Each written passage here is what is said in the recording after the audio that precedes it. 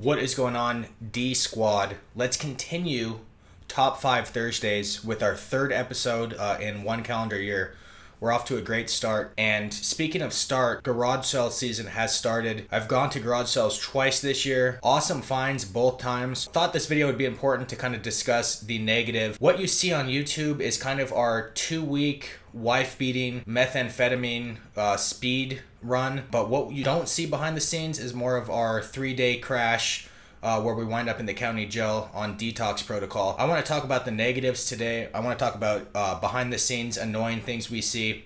And I think it's important to discuss this because everything you see on YouTube from me and from other channels that do this, like live garage selling, live thrift storing, storage auction, find, epic find. Most of what we see is nonsense and bad. You guys see the 10% maybe, the positive things.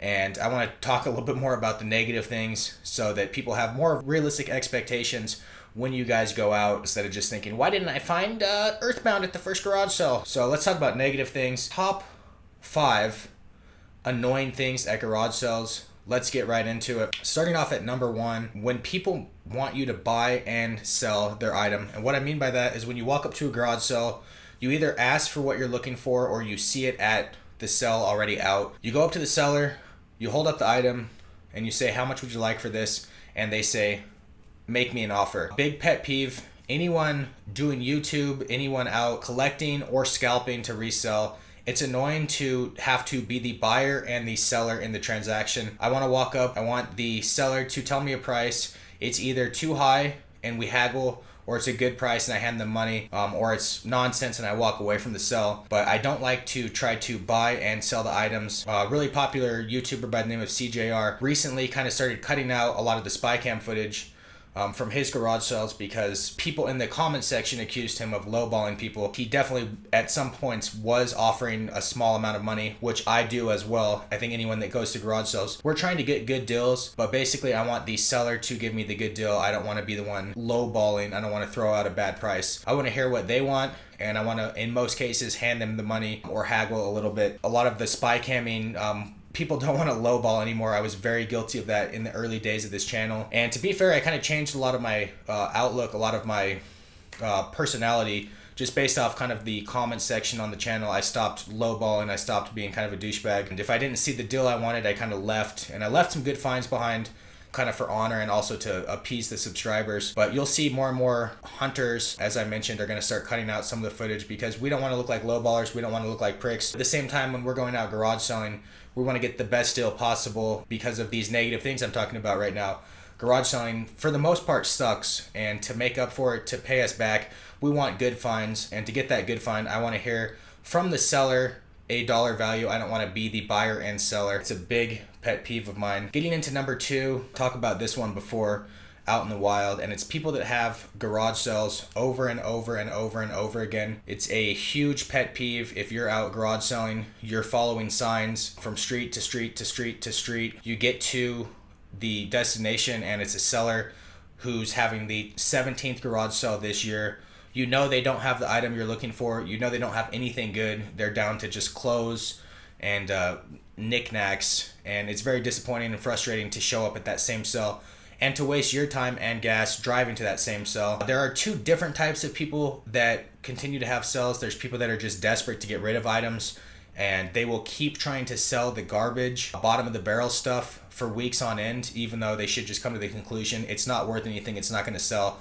Let's have Goodwill come pick it up, or let's have the local thrift store come get it. The type that I find a little bit more interesting, although sometimes equally as annoying, are the reseller yard sales. They're people that go garage selling, buy a bunch of stuff, and then instead of taking the time to resell it properly, they just bring it back to their garage sale and have a garage sale sometimes that same day they bought that stuff. We've had some good finds in the past. I've had some good GameCube lots from people that do just that. Just because they are scalpers and resellers does not necessarily mean they're experts on the topic. So a lot of times they're just doing the groundwork for you. They're going out and finding what you're looking for and bringing it into one centralized location. Oftentimes for decent prices. Yes, it's not going to be as cheap as they bought it for, but in some situations the labor they provide is worth it for me to pay a little bit of a premium, because usually I'm still paying way below eBay prices. And that gets me quickly into number 3, which is people asking eBay prices at garage sales. Understand what you're doing at your garage sale. For most people, it's not there to make money. It's there to empty garage space, empty closet space. Someone's moving out, unfortunate circumstances where someone dies. Either situation, we should not be looking for market price. We should not be looking for retail store price at our garage sale, because we are not a retail store, and people out garage selling are not customers looking for that specific item. They're out looking for a deal. So if you have a big box of books, you don't need to go into Amazon and look up every single price of those books and ask what they're on for Amazon. No one in their right mind would go out looking for those at a garage sale. If I want to pay $7 for a $7 book, I'm going to pop on Amazon and do so. I'm not going to go drive around town to garage sales and hope I find that book for $7 at a shady person's neighborhood garage sale. Give people a good deal. It's a mutually beneficial thing, garage sales, and I've had a bunch myself. You are getting rid of stuff without doing a whole lot of work, and in exchange, people want to get a good value, be it to resell at the swap meet or to even put in their house. I've bought in a bunch of stuff not to resell, simply to furniture or electronics that I actually keep here at the house. I don't want to pay retail on those things, so I try to avoid eBay prices. I hope other people take heed. If something's going for $30, you shouldn't be asking for $30 at a yard sale. You should be asking for like 10 to 15. I'd say 75% of the people I run into at garage sales are looking for cheap prices. They're not looking for eBay. They're looking to get rid of items. Even if they're looking to make money, they're not eBaying things. They're just asking, for a couple bucks, $1 for that, $2 for that, $5 for that. So for the most part, people are awesome, but every once in a while you run into those people that search every single item and want the exact retail price for that item. It's incredibly frustrating as a buyer, and I imagine they're not selling too much, so it must get really annoying as a seller. So let's get into number 4. This one hurts really badly. It's happened to me and Fanta 5 or 6 times probably in our garage sale history, as I grab another sip of beer. And that is when a seller advertises no early birds, and then you get to the sale on time, and then they already sold the good items to an early bird. This has happened several times, as I said, several awesome lots. I can think of one GameCube and Game Boy player lot that was amazing. The seller went into detail what the items were when we got there. We got to the sale at 8 o'clock. It started at 8 o'clock. The sale specifically said no early birds, but they had sold everything to people that got there at like 6:45 in the morning. So we missed everything simply by playing by the rules. This has happened a couple times, and every single time it's really annoying. Why would you even post no early birds if you're going to open your door to the early bird? Typically, swap meet resellers are the ones that are going to be out an hour and a half early. I can't think of anyone else that's getting up at 6 a.m. on Saturday morning to go to a garage sale an hour early, unless you're really in it to make money, unless your entire livelihood revolves around you getting good items that Saturday morning at garage sales. For most collectors or eBay resellers, your life is not on the line. You're just out there as part-time income or adding stuff to your bookshelf at home. So it's frustrating when you get there on time and early birds beat you out there, specifically when the seller says no early birds and then doesn't even follow their own rule. Sometimes playing by the rules doesn't work out at garage sales. I'm going to stick to a little bit more of my morals than trying to just get a great deal all the time. It's not as worth it to me, and I don't want to get into big arguments or problems with walking on people's property earlier than they want me to be there. So I'm just going to stick to the rules. I'm going to respect what the seller asks, and if I miss out fines, it hurts. It's hurt in the past, but at the end of the day, we'll end up getting over it, and I'll probably just be like, oh, what's up? You sold your good stuff to early birds after saying specifically not to. So let's get into the last one. Not a big deal, although it does happen enough, and enough wear and tear on my vehicle to where it gets annoying as hell, and that's dead end signs. And it's basically someone puts up a sign and then has their yard sale and then doesn't take the signs down, and then White is driving his car 2 weeks later and the sign's still there.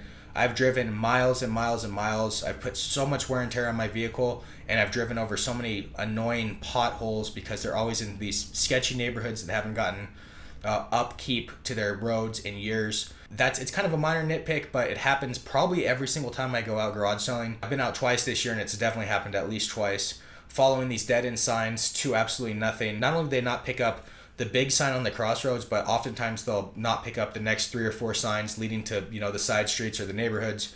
So that gets annoying. I want to hear from you guys right now.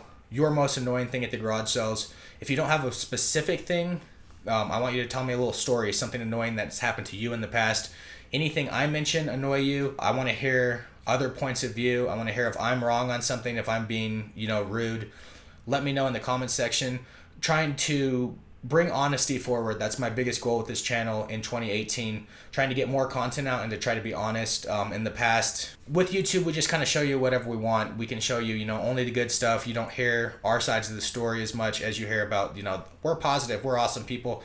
Trying to be transparent, trying to keep everything real honest, really realistic with you guys on these videos. If not, there's no point in you watching them. No point in me holding up a copy of Panzer Dragoon Saga and saying I got it for $10 at a garage sale. I want to show you guys everything real going on, the good, the bad, the ugly, at Goodwills, at yard sales, maybe even at the flea market. I almost thought about going the other day. I think that'd make a great video for you guys to watch, and it'd be a great experience for me to get back there for the first time in like 4 years. Me and Fanta gave it a really hard time, but we were a lot younger and less mature back then than we are now. We're more adults now. Back then we were like dumb college kids. So I'd love to go kind of as a clearer mindset, more of an adult and less of an angsty teenage alcoholic, although I am still the alcoholic. So leave a thumbs up on the video if you guys like these top 5 Thursdays. Cool content for me to get out to you guys, really easy. Trying to get that YouTube algorithm. Not interested in views really. Not interested in money on YouTube. I'm just interested in new subscribers. I'd like to get to that 100,000 sometime before I die of liver cancer. I'd like to get to that 100,000 subscribers, get that little play button. That's my goal. That's all I care about. Don't care about money. Don't care about fame. If you're on YouTube, you're not famous.